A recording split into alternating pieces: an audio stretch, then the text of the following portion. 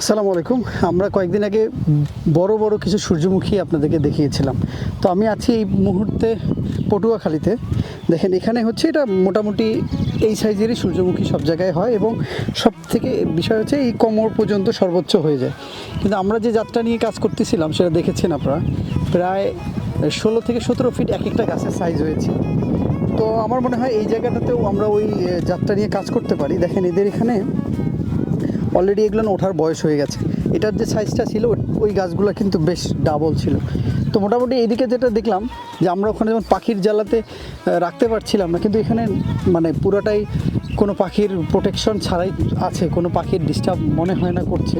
কারণ এখন পর্যন্ত এখানে যেগুলো গাছ দেখেছি সেই গাছগুলোতে মোটামুটি সবগুলোতেই এরকম ফ্রেশ বীজগুলা এখনও রয়ে গেছে।